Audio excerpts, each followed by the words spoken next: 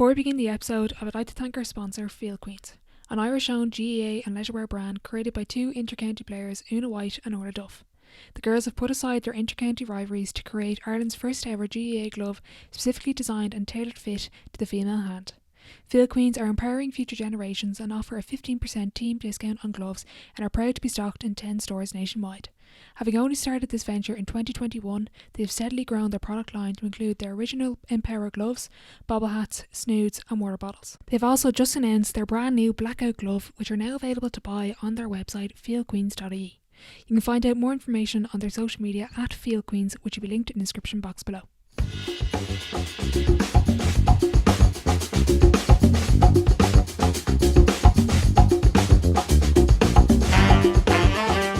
Welcome back to the Sideline Live podcast. You can follow us over on Twitter and Instagram at the Sideline Live. We'd love to hear from you. On episode 92, I'm judged to be joined by Armagh senior ladies footballer and 2020 All-Star Blaithin Mackin. On this episode we discuss her career, playing multiple positions, structured football, underrated skills and so much more. I thoroughly enjoyed chatting with Blaithin, so I hope you enjoyed the episode.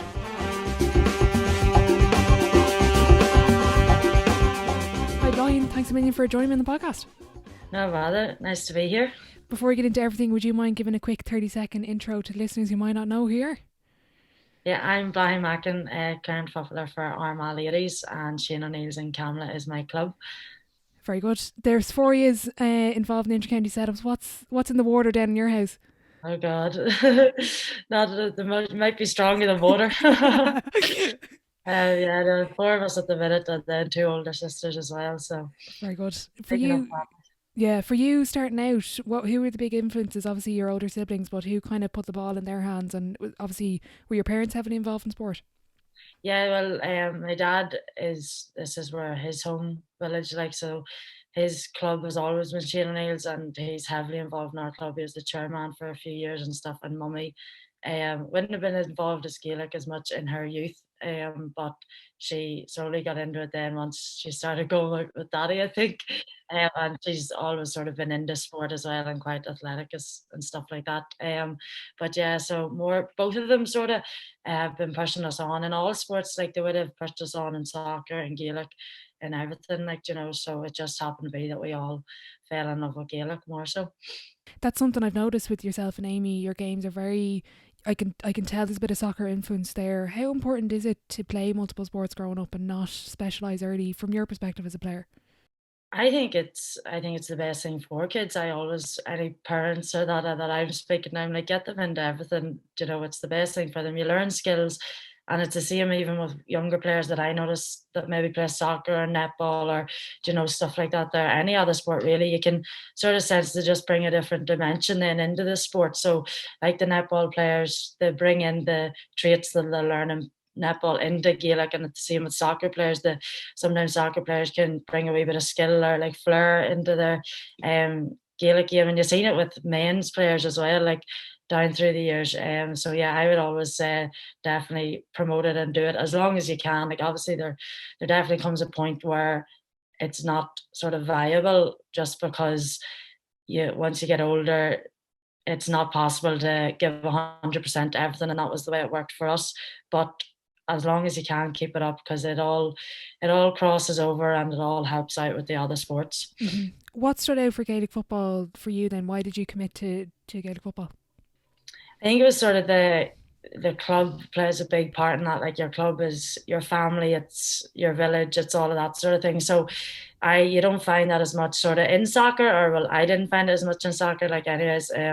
But definitely, yeah, the club played a big role in that, and wanting you to be there. And I think it is sort of like it's the Irish sport, it's all that there. It was just always the love for it was more so there, and I can't really pinpoint exactly why, but I would say it's down to the community feel and the support you get from it. Like, I know in everything you do, I'm lucky enough that I've such a supportive club and a supportive county that no matter what trouble anybody's in, there's always somebody there for you. Like, when I was doing a bit of research for the episode, I was interested to hear that your club, the ladies section, was only kind of set up when you were kind of coming through those underage ranks. Yeah, no, definitely. So a wee bit maybe older than me, so probably more around Aimee's run, but yeah, but 2 years ahead of me. So we all just sort of played boys. And then it got to Aimee's age, there was a good few girls on that boys team. And obviously after under 12, you can't play under 14. So they decided, you know, we have enough people here, we have enough girls, we can finally start a girls team sort of thing. So yeah, it was a wee bit later, but just down to the fact that we didn't have the numbers until the sort of age around Aimee's seemed to have loads of girls. So then they started it, and the manager, Peter Lynch, then he ended up taking it by an accident. He went down to the LGM to take the under 12 boys team. I remember him telling us, and it was him and Brendan McGuire, and the club were like, we're setting up a girls team this year and that's it. And somebody just turned around and goes, Peter, you managed girls when you were in America, didn't you? And he goes, yeah, I did. Right, you're the manager. And he didn't get what he intended for, but I think in the long run it worked out very well for Peter. He took us right up to senior then. From that under 12 team, he took us right up and got us into the senior championship and a couple of Ulsters and All Ireland finals along the way. Like, so he was probably glad he took it in the end. It worked out well, because I saw it there. It was something like 27 championship like titles since you started the ladies section. Like, that is unheard of. Yeah, no, like, and you know, like, not all of them are obviously senior, definitely not in underage. Majority of the time it would have been Division 1, but we got up to senior, and obviously junior was in there, intermediate was in there and stuff like that there. And yeah, no, like, only for Peter that wouldn't have happened. And I would say he wasn't there for every single one of them championship ones, but he was there. He would have been the manager for majority of them, which is unheard of as well. And we were so lucky to have him. And he's actually back with our club this year. So yeah, no, it was a good run, and we're a while now without silverware. So okay, good luck if you go again. Very good. It was interesting to hear. I played underage with the boys up to under 12 as well, and it was always that funny kind of, when you step onto the pitch, it's like, oh, I'm not marking the girl, and then you give them a big shoulder, and they're like, oh, or whatever. Yeah. There was a great story, I think you were saying, about Aimee. They all said, oh, let Aimee take the penalties. Yeah. How did you find playing with the boys? And do you think it's great that there's girls' team being set up, but is it still important for girls to play with boys, do you think? Yeah, like, I think as long as the physical side isn't too much, like, it does come to an age, until you get to a certain age, there's no difference in physicalities. And that is why girls are allowed to play up until that point, because then obviously it's just natural that boys tend to get bigger and girls don't get as big. So until the physical side changes, I think it's brilliant for girls to play with boys, not for any other reason than it obviously allows that tackle, it allows that strength, and ladies football doesn't allow that at the minute, and probably will never, but it does definitely allow you to get into the nitty gritty sort of, and it helps you, even though ladies is non-contact, it's sort of playing with the boys helps you get in for the dirty ball. Like, there is still that aspect in the ladies, and the boys, playing with the boys can only help you. And it is just the fact that, what I know from having brothers, they're just, in general, they're a wee bit harder, and I know what it was like playing with my brothers compared to playing with my sisters at any age. It was just, they really went at you sort of thing. So yeah, I think it can only help, and like, the skill level obviously brings you on another wee bit as well, just playing with the boys. So yeah, no, definitely, I think it's great. And as I say, play as much as you can when you're that age. So if there's a girls team, you play for the girls, but if there's a boys, play with the boys as well. Like, yeah, we try to promote it in our club, and anybody that sort of wants to, we tell them to go with the boys as well as the girls, until like the under 12 sort of age. Brilliant. You were definitely throwing a few big shoulders then where you're underage. I'm getting that vibe. Well, I don't know. I might have got hit a few shoulders, but I don't know how good I would have been at giving them. For you, Brian, what age did you realise that you had the talent to make it to the intercounty stage? Was it around the teenage years? What kind of stage were you at then? Yeah, I suppose, like, I've been Armagh setups from under 14 sort of thing. So basically I was sort of into Armagh whenever I was under 14, and it was development squad. So I've been lucky enough that I would have got picked for them, and I got taken in for them, and it only benefited because it was extra training, it was extra coaches, you're playing with girls from different clubs. So I don't know if I sort of realised, I definitely didn't realise I was good enough at that age. You were just sort of at that stage, you were too young to even think about that. You were just going to play football. And even when you got to minors and that, and even now, like, I don't think anybody, I don't know, I personally don't think not that I'm obviously playing it, but I still don't think, oh, I'm brilliant, like, just because I play for Armagh. It's just more of a sense of going and feeling lucky that I've been picked, and like grateful obviously for the opportunities, because it is such an honour. But yeah, I don't know when I personally realised, but I would have been in Armagh from under 14s until now. Okay, very good. You've mentioned practice and getting so much football in, as much as you can in, a lot there. How often did you practice outside of team sessions, and how often did you emulate the players you would have watched, whether it was on TV with your senior club team, with the guys? How much did you practice in the back garden, and who did you try emulate? Well, probably nearly all the time. Like, we would have been out, not necessarily always been Gaelic, but we were always playing a sport. Like, that was just the thing. Like, it was when Wimbledon was on, you're out in the garden playing tennis. When whatever was on, you're out copying it, that sort of way.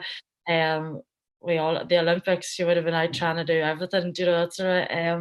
But yeah, no, we would have always had a ball in our hand nearly at all times. You're always out practicing in the garden, obviously, with my brothers and sisters. And then, yeah, training wise, like, Daddy would have coached a team, and you would have been just following him around the coaching, like, down at the pitch just to play. And it would have been minor boys, and you might have only been about 10 years of age, like, but you just wanted to be there to follow them around and just, just copy them. So, yeah, no, it would have been like a lot of the time, yeah, we would have been training, but the main ones probably that we try to copy in the garden were the Armagh O2 team, obviously, because they were like the best thing ever when we were younger. So, like, the goals they would have scored, I remember Dad and Aimee sort of copying them in the garden. And you had the likes of Ashton McConville and Ronan Clark and stuff in that team that would have scored unreal goals, and Stephen McDonald. So you would have been trying to copy them sort of boys. And even now, as you get older, like, you still look at things that people do and you're like, goodness, I want to do that, or could I try to do that? Like, even David Clifford there with the bounce, like, you're always learning. So I think it doesn't stop as you get older. Like, you see that there, well, I know I do, and mainly we were down practicing it, we were just having a kick about, like, just because it's constant, the progress is constant. Like, so yeah, from a young age you're sort of doing that, and it doesn't stop, like.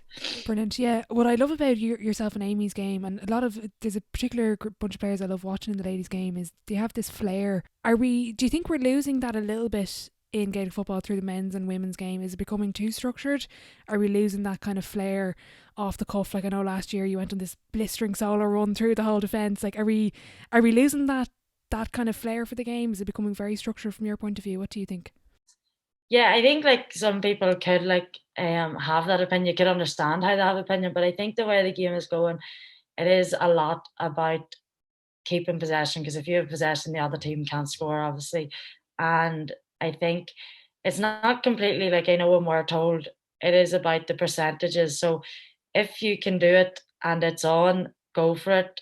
But if it's not completely on, and if it's not within your range, if it's not within your ability, you need to sort of be smart. Like, not everybody can do what David Clifford can do, or not everybody can do what, Caroline O'Hanlon can do in our team. So it's sort of, as much as it can be seen as being a bit more structured, it's sort of sticking to your strengths. Like, I can't do what our fullback can do, so I'm not gonna, as much I can try practice, I'm probably not gonna do exactly what she could do, or she can't do what our full forward can do. She's not gonna come run up this pitch expecting to score a goal in top corner, So it's not so much about losing the flair of it, it's sort of about the percentages and the decision making, like. And I think that's what's come into the game a lot more, is that people are really focusing on the stats, which is brilliant because it's only gonna progress the game. But I think yes, it can be seen as taking the flair out of it, but more so just doing what's right in that moment and your decision making for the stats. Because when you look at the stats, it's like, well, that's what's going to win us this game, not one wonder point by one player. Do you know, that sort of way? So yeah, that would be my opinion of it. But I think you're still given, well, I know within any team I've ever played on, you're still given the freedom to be like, go, especially in the forwards more so, because it is more, that's where more of the sort of fancy stuff sort of happens more so. But yeah, I think you're still given the freedom to do it, but at the same time, not at the expense of trying this wonder goal and losing it, and the other team going down the pitch and getting a goal. So it's just the competitiveness of the game at the minute. I think you can't afford to do something flurry if it doesn't work out, because then it just looks silly, and that's it. If it works out, you're the best in the team. If it doesn't work out, you just look stupid standing there. That, you know what, that's actually a really good way of looking at it, is that structured approach. Do you think that's the biggest evolution you've seen in the ladies game, is this, you could call it professionalism coming in, where the stats with the possession, people giving out, it's like a soccer match or a basketball match, but is that the biggest evolution you've seen from watching games when you were younger to now playing in senior intercounty football? Yeah, and I think anybody who sort of watched even way before I was born, the games, like, it has changed so much. Like, before I was born, it was just a hit and hope. It was just a big pick. Then it moved into sort of more skill level. We got better and stuff like that there. And now obviously we see in like sort of the Donegal era, the men's era, sort of brought in this sort of keep ball sort of style and teams, even Meath ladies, like, the defensive system and stuff like that there. Like, you've seen it throughout the codes. And I think, yeah, it can be seen as the biggest evolution maybe because people are seeing it as slowing it down. But it is sort of like teams, not necessarily weaker teams at all, but if that's how you need to win in All Ireland, if that's what you have to do to win yourself in All Ireland, you're gonna do it. Like, and I wouldn't blame anyone for doing it ever, because at the end of an All Ireland is All Ireland. Nobody's used to get there. So yeah, no, I think people obviously have their different opinions on it, but I think if it's done, like, you don't want a game but going 1-0, like that sort of game. But I think initially the fear was people were saying they're just going to sit back and not attack. But now you've seen it, fitness levels have increased so much, and people's physical abilities have increased so much as teams are sitting back, the pace that they're breaking forward at now is insane. Like, so it's not about sort of, right, we'll just try and not let them score. It's sort of get them on the counter attack as well. And that's what me ladies done last year. Like, it wasn't as if they did cramp out your forward line, but they also broke up pace and got up the field whenever they were up the field. So, it can be tough to play against, I'll not lie. And it's obviously that's what they're trying to do. And any team you play against in men's or women's, that's what they're trying to do. They're not going to make it easy for you. And sometimes it mightn't be a great watch for people, but if it's done with good intensity and fit enough people, it's always going to be a good sort of structure. And I don't think it's slowing it down, because people have got so fit that it's not as if they get the ball back and they just stand still around the midfield line anymore. They sort of do try to go for it as well. I'm definitely speaking to a future pundit or manager, I think, here. I Can don't know. you, who out of interest, you mentioned Meath or even individuals, players, you mentioned David Clifford as well. Do you enjoy just sitting down to watch a game, or are you constantly kind of analysing what are they doing? What's that kind of move there? No, like, I do, like, you sit down and enjoy nearly every single game. But when there is moments of like David Clifford pure class or whatever, and there's many players do it throughout the men's and women's game, then you sort of are like, oh my goodness, like, you do notice the things as well. I think as a current player, I think any current player sort of does it. And any game you watch, you're sort of like, well, if it's a completely different system, or it's a completely, not out of the ordinary system, you do notice, just because you're sort of like, well, could that work for us?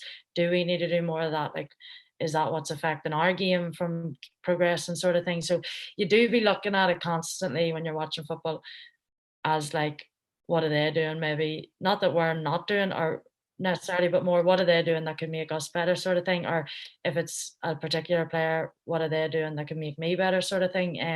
So yeah, you do constantly be analysing it, but I think that's just as a current player. And I think the house that I'm in, I think we're all sort of analysing constantly. I've seen us sitting out with sweets, chocolate sweets as players, and lining out a full team and setting out Brilliant. systems and stuff like that there. So I think it's just the house that I'm in and the family that I have, where that's the way we are. That's a good point. Yeah. Out of interest, you mentioned it previously as well, the tackle. kind of become this big debate in ladies football. As a current player, I'd love to get your view on what you make of the tackle, what you'd like to see. Would you like to see a change? Would you like to see more definition brought in? What would you like to see with it?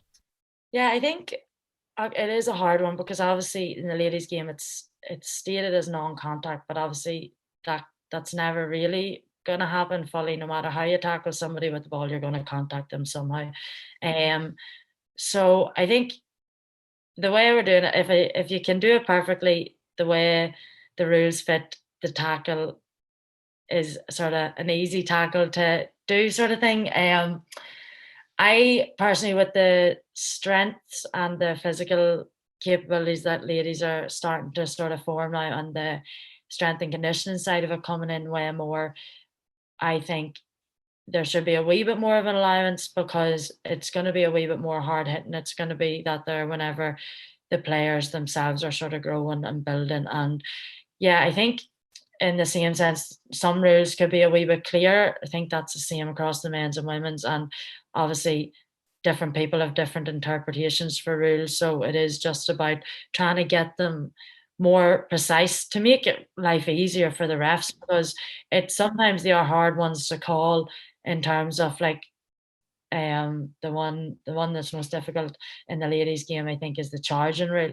It's like, who has the advantage, who should have the advantage, what, like, I personally think if you're standing still and you just sort of fall back, it's, for the person on the ball, it's very hard to move just that quickly. And, you know, you're not intentionally ramming into somebody, but it happens because somebody just stops dead in their tracks right in front of you. And it looks really bad and you are going through them. But also for the person on the ball, it's very hard to adjust your feet when somebody just stops dead in front of you. So that's probably the main one. The charging one would be one that could not even be looked at, just be sort of more key on for like cleaned up on, sorry, for referees and for players, just so you know exactly what you can and what you can't do. But yeah, the main thing I would say would be maybe try bring a wee bit of physicality into it more, like allow a wee bit more, which a lot of refs do, because I think they understand that it can't be zero contact in the nature of the game. But it is just sort of maybe adding it in a wee bit more, just because the strength and the fitness of girls is just getting better and better and better. So you may as well use them things if you're training them, you know, that sort of way. Yeah, exactly. I think as you said, like I've mentioned this a couple of times in this podcast, was the tackle, and even nothing to do as a player, but as a referee, the job is a lot easier then because it's more defined. And I think, I don't know what you thought about the final lasher at Meath in Dublin, but I thought it was the best ladies football game I've probably ever watched, because there was he let that physicality go, and I thought it made for a great game. It was really competitive and it was a great advertisement, because at the end of the day, we want more people playing and watching ladies football. Yeah, no, definitely, I agree with you. And the best games I've ever played in is whenever the ref does let a wee bit go. We had our semi-final against Laois, and it was a wee bit of a wee bit sort of, I don't even know the word I'm looking I for. know what you're saying though, yeah. No, it was you were sort of getting to know each other basically. It was a wee bit more physical probably than any other game that I was playing in, and the referee, he done a great job of managing it, and it was the same referee in our league final as well, and it was the same. He managed it enough that it didn't get out of hand, but also it let the game flow. And I think that's the most important thing, is you don't want to let something go so much that it does go out, players starting to get injured, because obviously the referee is responsible for players sort of safety in regards to that, but also, yeah, to get a free flowing game. And as you said, the final, like, you know, it's sort of, it's such a better watch. It's a quicker game. It doesn't slow it down as much and stuff like that there. So yeah, I think definitely just sort of get the rules nearly, obviously there's always interpretation, but nearly perfect, so that the referees have an easier job and the players can sort of go out and play and use all the attributes that we're working on, sort of thing. Mm-hmm. Out of interest, this has come up a lot. What would you think is kind of the underrated skill in the game at the moment? Is there anything we're overlooking, maybe for any coaches or younger players listening that are trying to practice and improve? Is there anything that we're kind of not maybe looking at enough at the moment? The main skill that I always say when I'm coaching is both feet, both hands. Practice them from a young age, and anytime I go out and coach a session, I have them using both sides, because it's the hardest thing to mark. It's the best quality to have, for a player who can go off both sides. They're so unpredictable. They're You don't know what they're going to do next. You can't just say get them on that side, because they'll just go and put it to the other side. So yeah, I think that would be the main thing, and it may not be necessarily overlooked, but I think yeah, that's the most important one, definitely. Do you think it's gotten to the stage, or maybe not yet, but I think over the next couple of years, is that having both sides is going to be kind of like a non-negotiable to play senior intercounty football? Yeah, yes and no. It could be if the younger generation keep doing it. I've seen girls at 12 years of age who have a better left foot than me, and it could be if as a whole, if coaches and players as a whole sort of buy into it, like, then you see maybe other ones that you ask them to do their weaker foot and they just sort of look at you and they keep going with their other foot, just because they don't want to even try it, like, so yes, it could, because coaches are trying their best to teach it. It's just a matter of if players sort of take it on board and stuff like that there, which can be difficult whenever your kids are younger and stuff like that there, and maybe they just don't want to try the hard stuff. But definitely, yeah, because some majority are doing it. I think if you don't do it, you're going to be sort of seeing yourself a wee bit behind. But then at the end of the day, if somebody has, a left foot like Colin Cooper, they're not going to be left off the panel because they can't kick with the right foot. But I do agree that a lot more people are doing it, definitely, than whenever I was younger. Like, I don't my coach maybe did tell me, and I probably was the one that didn't listen, but I don't remember very much doing it when I was younger. I think, yeah, it's definitely moving that way. When you go down to the pitch, at the moment, I know probably hard in season, but what do you practice when you're going down? Is there any particular routine or drills or anything that you practice that you find helpful? Um, like, it is hard when obviously you're in training to get down to the pitch as much, but in season, sort of most of the time I go down, I would work on my shooting, or out of season, maybe if I went down, I would sort of work on longer balls in, like as if there was a forward sort of inside, and where you're putting it, you have to sort of pretend that they're running for you and stuff like that there. But a lot, if I went down to the pitch on my own, it would be mostly on my kick pass and shooting, that sort of thing. And again, it would be off both sides as much as we can. As frustrating as it can be, my left foot putting everything wide, but it is about practice, practice, practice. So yeah, probably mostly kick passing and shooting. Maybe that's a personal thing that I need to improve on or want to improve on. So yeah, that would probably be the main thing. And I'm probably not so good at that, and having a routine. I just sort of go down. If I'm on my own, it's just more a kickabout than anything too structured. Yeah. Yeah. Out of interest, how do you keep fresh in the off season as well? But as an intercounty footballer, you've so many demands. You've got training, you've got club commitments, county, different things going on. How do you stay fresh mentally as well as physically? Because obviously there's huge demands with all of the training, all the running that you guys do. But to be, fresh mentally and still be sharp, how difficult is that, and how do you stay sharp?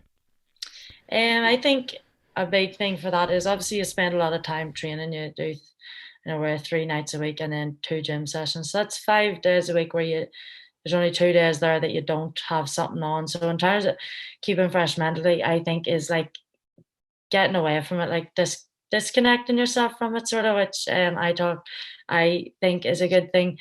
And I think you can't get over consumed by it. You can't think about it 24/7 because it's only going to overwhelm you. So I think getting away from it, and like, even I know the day before a match, I like to sort of do something all day and, plan out a day that you're going to be away, or you're going to be just doing stuff and seeing people, because sometimes maybe the people will ask about it, but it depends who you're with, and you maybe don't talk about it. Like, you maybe don't talk about it as much the day before, and that sort of helps me. Just, yeah, stop thinking about it as much as you can when you're not in it. Obviously, there's a certain level where you have to do your research, or like, you have to watch a certain match and you have to read up on stats, or you have to rewatch your match back. So obviously, I don't mean when you're not in your county training or whatever, you're not thinking about it. But a good way for me, yeah, is disconnect from it. do things that you enjoy, like maybe some people read, some people go for walks, stuff like that there. Do things that you enjoy and have things that you enjoy outside of playing. Try your best to get a hobby or another thing that you like outside of your sport, because if you don't, you have no sort of release from it. You have no time to get away and stop thinking about it, because it can become overwhelming whenever you're trying so hard and trying so hard. It can nearly go the other way. It can nearly have a negative effect in terms of it mightn't. The harder you try, your performance, your mental strength, it mightn't even get better. So you need to sort of look at things that are going to ease you from that and sort of refresh you, sort of thing. So for me, like, I love even outdoor swims. Like, I know there in the summer, if I'm really down and out of a game, like, just go in the lake. We have a lake close to us, Cameron Lake. Get in the lake, have a quick swim. It might only be a dip in and out, but fresh open water, beach. I remember after our Dublin semi-final 2 years ago, we got beat the next day, and that was in the winter. That was December. Me and Aimee with our whole family went down to it was freezing.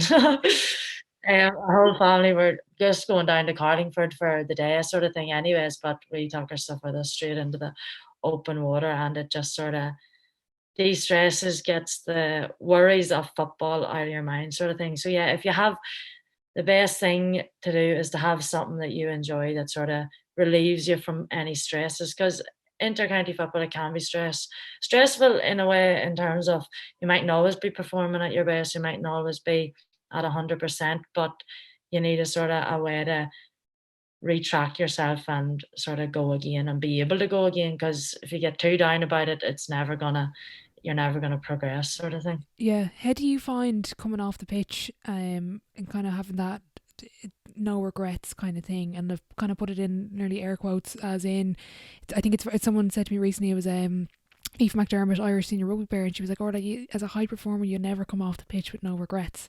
Do you find that there's always something else you could have done on the pitch, particularly even after a win? How do you find that? Yeah, no, definitely. Like, you're always sort of um critical on yourself, I suppose. And if you're not really gonna progress. You have to be. And to get better, like, there's no perfect performance. Everybody makes a mistake at some stage in 60 minutes of football. So to get better, you have to look at the things you done bad as well as the things you done good. So as much as you always say before a game, play with no regrets, you're always going to maybe make a mistake that you're like, why did I do that, or whatever. It's not necessarily a regret, it's a mistake. But the whole thing about no regrets, to me, more means giving it your all, giving it 100%, trying your best. It doesn't necessarily mean that the mistakes don't count and that sort of thing for me, because maybe it was out of your control. It was just an error, like a human error. We all make them. So the no regrets for me, I would only have regrets if I came off a game, and I have before plenty of times, if I come off thinking I didn't give 100%, or there was more in me, or anything like that there.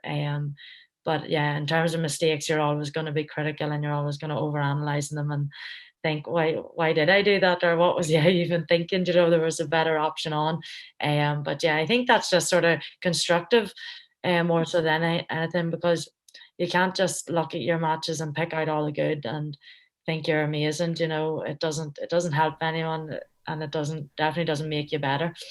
Yeah. How do you measure a successful performance then? Is it that coming off the pitch being like, yeah, I gave 100% and I've left everything out because I'm exhausted, or is there any other elements you look for?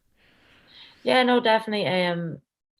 Giving 100% is probably the main one for me, because you do get games and you've come off at the end feeling like they completely passed you by, and that you weren't in it, or whatever may the reason be. And again, after that, you go and analyze, what was that? Was it my nutrition? Was it my sleep?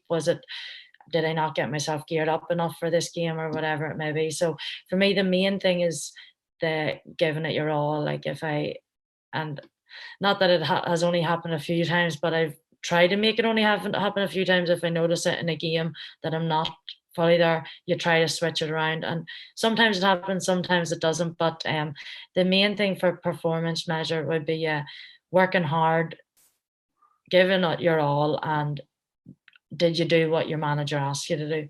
In a team sport, that's probably one of the most important things. And if I came off the field and I had completely went against the game plan, then that's not successful. Even if I did work hard all day, if I didn't do what the manager had asked me to do, then yeah, no, I probably wouldn't be successful. And then obviously you have your measures when you go to watch it back, like how many successful hand passes, kick passes, scores, wides. You know what the output of it all was is obviously a measure of it as well. But I think firstly you have to look at the input, and that's your work rate and your preparation and stuff like that there. So that's the probably a few of the main things there. Brilliant. Would you have a particular routine you do before every game, or do you like to change it up, or how do you approach a game? Yeah, so obviously it depends on times, days, whatever. Like some Saturday games there, you might be working on the Friday, so you only really have your evening free. Like a Sunday game, probably try and go and do something on the Saturday, meet up with friends or meet up with somebody, just sort of to get out of the house, as I say. Try not to think about it too much. Obviously, you do have to look after your nutrition, so that plays a part in what you do the day before. So you have your nutrition planned out for the whole day.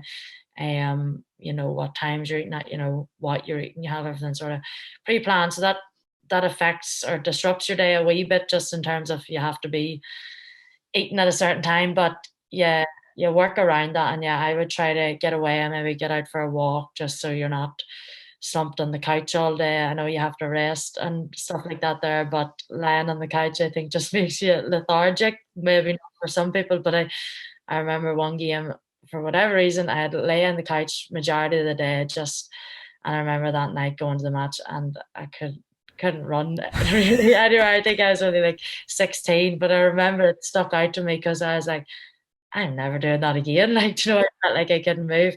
But yeah, I think you do sort of keep yourself a wee bit active during the day. And yeah, so just get out fresh air, meet up with some friends. If there's a match on down in the club, I would go down to it, and yeah, just sort of take your mind off things. Yeah, I'd be the same as you. I can't. I know if I kind of lie around the day of the game, or even I find if you're training 2 days before, I kind of like a not a tough session, but a moderate session to kind of keep the legs moving. Some people like a light session. It's so individualized. It really Yeah, depends on every single person. it really does. And as you say, like some people want to go and get a good wee sweat on sort of thing and get a good wee loosener out. Some people, like I would sort of feel a bit the same, like you like a few wee hard runs in there just to open the legs up, stretch them out, and it's not going to be too much that your legs are going to be sore, but just a wee bit of something, yeah. And that's it. It's completely individual, and that's probably the struggle with a team sport, because it can't be completely individual. It has to be what your coach says or whatever, and he's doing what he knows best in terms of his scientific research sort of thing. So, and that's probably the most difficult part, because yeah, some people want to take it easy, some people want a good wee quick and sharp session more so, I would think, the training session before a game. But yeah, it just is so individual, and as before a match, everybody's completely different. Some people might like to sit in the house all day and completely think what they're going to do and like that there. But yeah, it depends, and I think it does. That's the main thing, is working out what works for you to be able to perform your best. Like some people, like I do, want to sort of get away from it and just relax and do not talk about it too much. Others want to talk about it and think about what they're going to do and have to have everything down to a T, like, that sort of way. So it is just about testing the waters in different games that you're preparing for, prepare differently and see what works for you, sort of thing. Exactly. Would you still get nervous before a game, or are you kind of now calm and cool, collected? No, definitely still nervous. I don't know if that ever leaves. I think it's the pressure, it's everything else, sort of, your expectations be a lot on yourself. So you never want to go out and do yourself or your team an injustice. So I think that makes the nerves. And nerves are a good thing, like it means you care. That would sort of be my opinion, and people maybe have just got ways of dealing with it better. I just think for me, the nerves are because I care and because I want to go out and do my best, and I think it's sort of the same for a lot of people, that's the main reason that they're there. But yeah, it's sort of about trying to control them so that it doesn't affect your performance. And I know in my time playing football, it definitely has affected my performance more so when I was younger.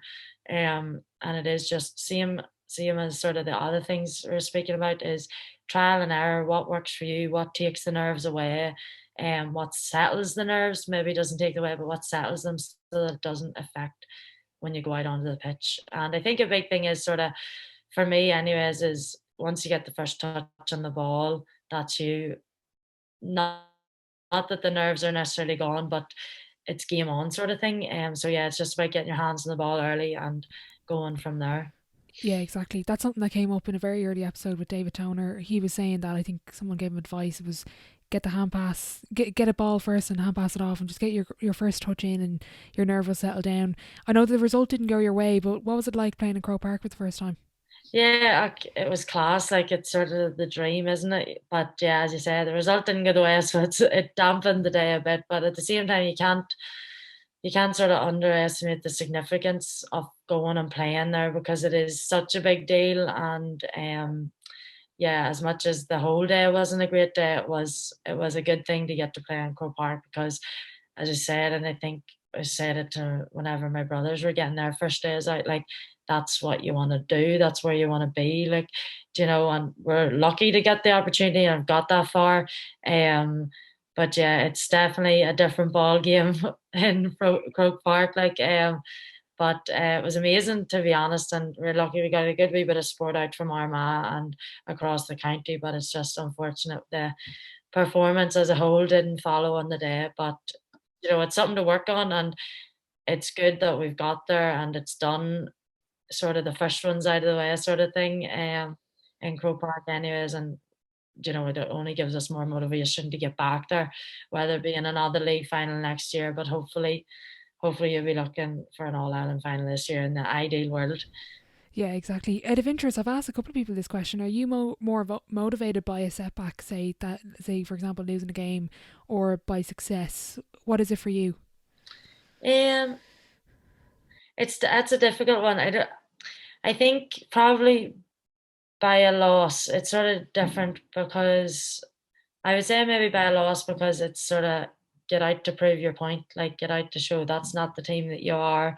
Um, and I think you learn a lot from a loss. So probably yeah from a loss, but in the same sense in a success as well because it's a motivating factor. Like when you're winning, you're on a high, and like when everyone's on a high and everyone's happy, your football's better. So it's completely contrasting reasons, but I'm going to say a loss at the minute because we've just experienced one not so long ago. Yeah, good point. Out of interest, I thought 2020 was the year that both of you exploded onto the scene. Obviously, that Cork win previously was a big factor, I think, for Armagh as well. Do you think how much did that season and coming so close to Dublin? I know that today it didn't go your way again, but getting to that level, getting to that game, and kind of moving on from that, how much do you think is that kind of helped your squad kind of look forward to maybe getting to an Ireland final and kind of seeing kind of what it takes as well? Yeah, no, definitely it was massive for us that year. 2020 was brilliant, and as you say, getting to play against Dublin, who at the time were the best in Ireland. So yeah, it was a huge thing and is a huge thing for our team, especially this team, because from that team there's so many players that are still there.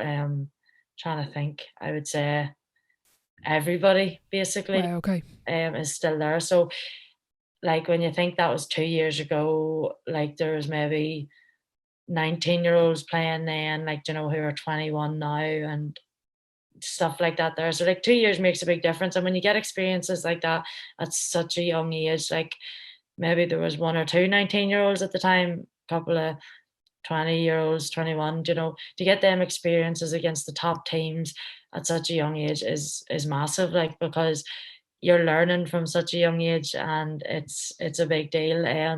Probably for our team was like maybe a realization of the standard and the levels sort of thing, because we're obviously playing in Division Two. So we're not playing against the likes of Dublin, the likes of Meath, the likes of Cork week in, week out. which is maybe why we haven't reached that level yet. And that's obviously we really are focusing on winning the league and getting up to Division 1. But yeah, it's a big deal for us in the championship to get teams like that and draw teams like that, because we're not getting them tests in Division 2, even though it's a very difficult division. You don't get to play the very top teams. So yeah, no, when you get into your All Ireland, you want to be playing the teams like that. And as much as it didn't come out the right side of it, it sort of set the standard and showed you how far away, but actually how close you are to.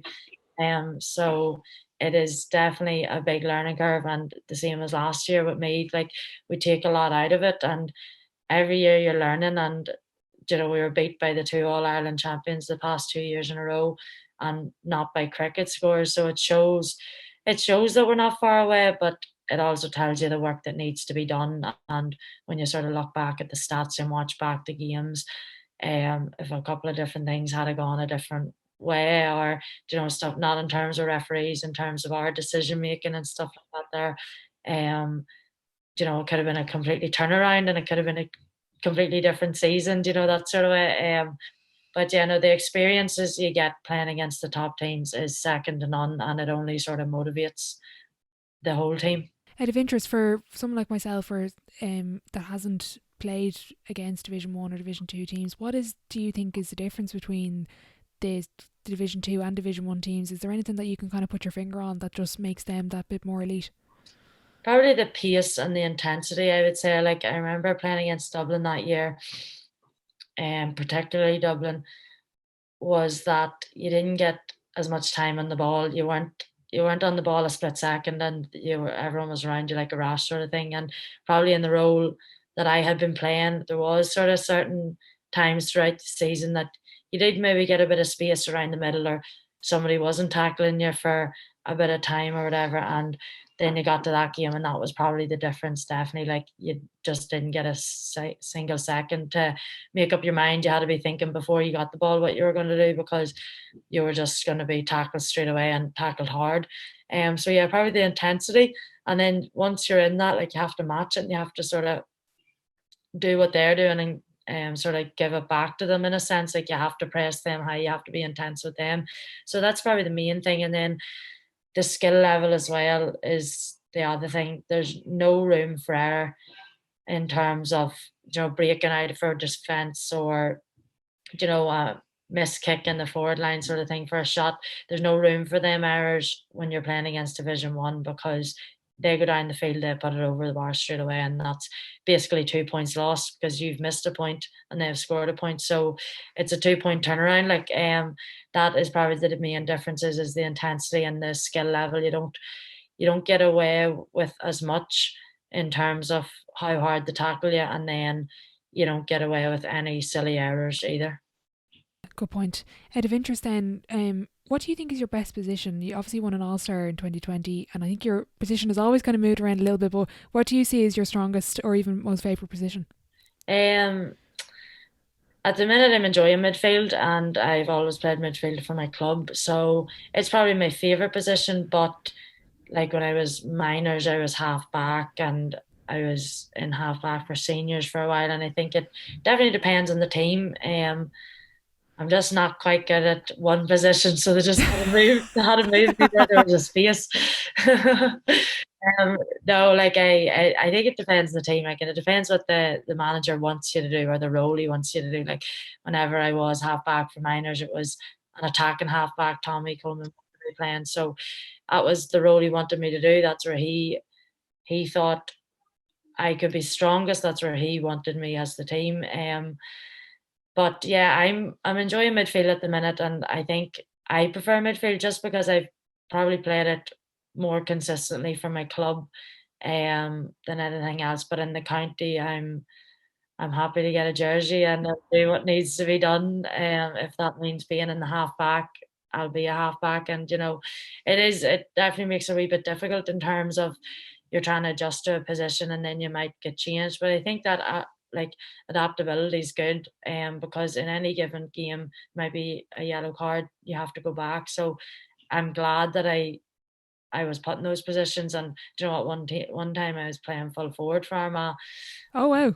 I don't have the shooting boots for that, so so that was short lived. But I have sort of played in a variety of positions. I think the only place I haven't been for Armagh is nets. I've, Maybe next year. maybe next year. I don't know. I'll be running away from the ball. But yeah, the it is definitely the adaptability and the that side of it that I've got from playing the different positions has helped me because you know no matter what position you are, football's a football. You have to do the same thing with it in the full back line as you do in the forward line. So yeah, no, I'm glad they sort of done that with me coming up because as a 16-year-old, I wouldn't have been able to play midfield for Armagh in Division One. Would have been too young, probably too weak. And it sort of gave me being able to sort of fill into other positions that I maybe didn't need as much strength in. Um, I was able to sort of break myself into that sort of role, and it's only really this year that I have settled into it. That's not to say the next game I might be moved somewhere else. Yeah, we keep an eye out for that. Out of interest, Armagh made history, first ladies side to have their own ground. How big is that for you as players to not only have that facility but to see this happening for the ladies side of things? Because there's been so many issues. We won't get into it. That's a podcast in itself with the problems with ladies football and GA and everything. But how big is it for you to see the support for the game and to have your own ground that you're going to be training there and you have a set place? Yeah, definitely, it's massive, and like, thank God for Sinead Rule, our chairwoman, because only for her, she wouldn't have we wouldn't have had what we have, and it is such a big deal because, as you say, it's the first one in the country and stuff like that there. But for us personally, like we maybe had a training night there and we trained the same nights, but there would have been during the day on a Tuesday, we don't know where we're training tonight. We'll keep you posted, and you maybe got a message at 6 o'clock to say we've got this pitch. And especially in the winter time, it's worse. Clubs can be reluctant to give their pitch up because obviously they're trying to keep it good, and the winter months are pretty grim. But at the same time, you're like, we need somewhere to train. So can anybody help us out? And we're very lucky that Silver Bridge, a club, helped us out as well for that. But yeah, no, that having the base now is brilliant because you don't have them issues. Nobody is worried about not having a pitch or not being able to train because of no pitch. So, yeah, no, it has helped us massively. And even just as a hub for our underage, the underage can come to training. They can be training before us some nights there. And, for them, like I know as a younger, maybe seeing the senior team training, it was a big deal for them sort of seeing the county team.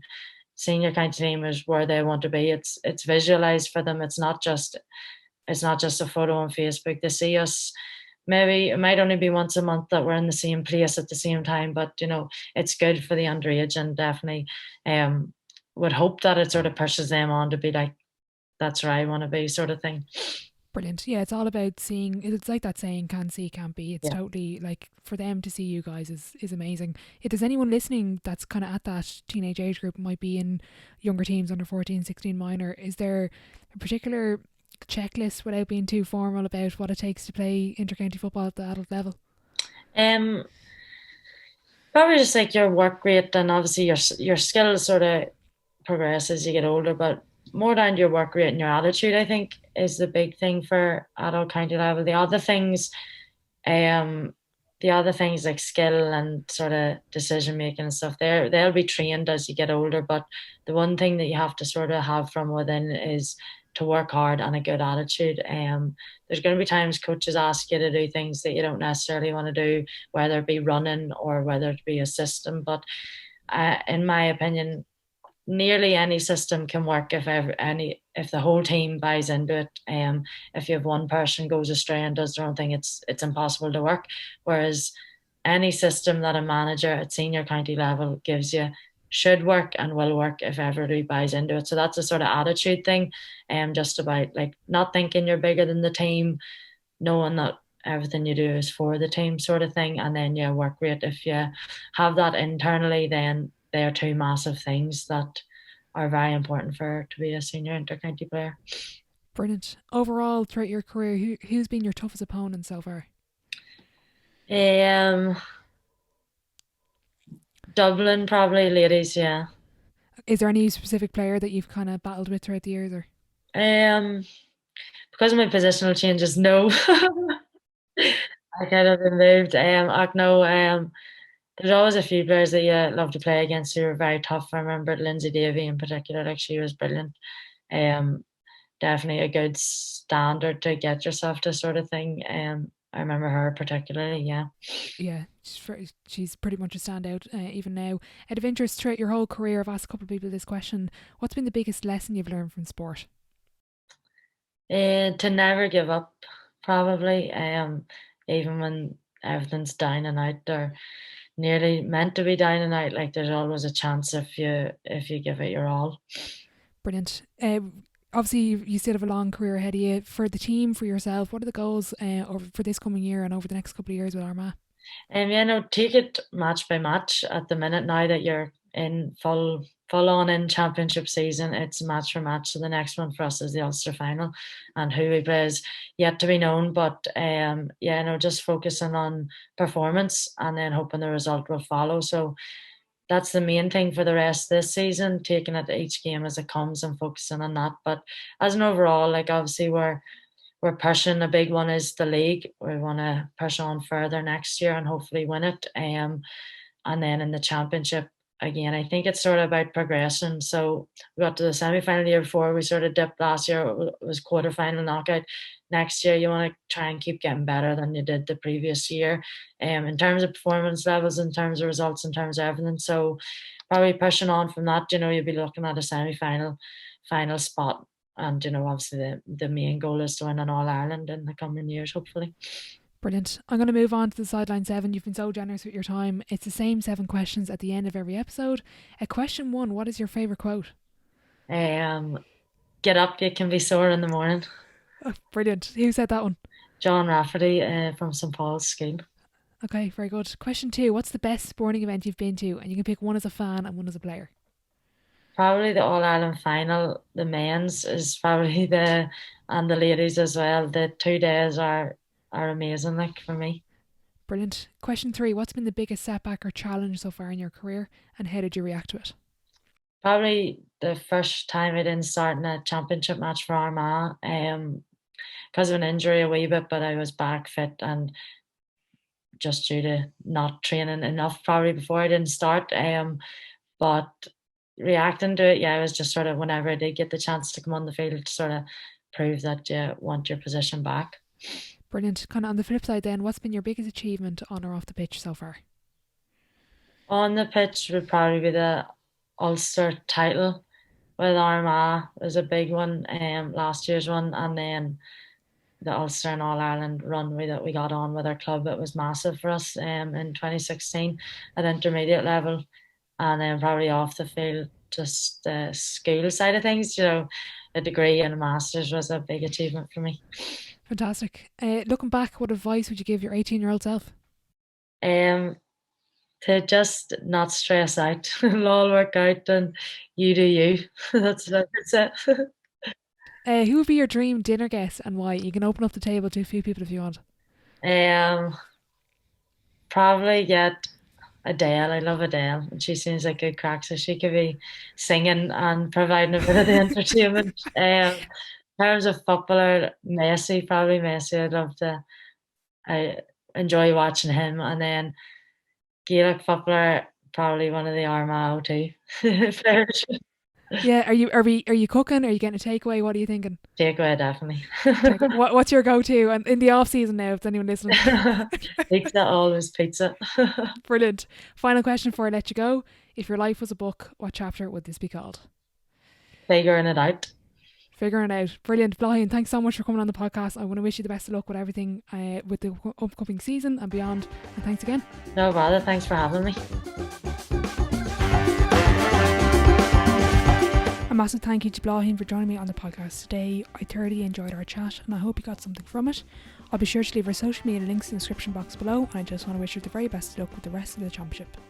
If you are enjoying the podcast, I'd really appreciate if you could leave a rating and a review over on Apple Podcasts and Spotify, as it does help the show grow. A big thank you to Phil Creans for sponsoring the episode and to you for listening.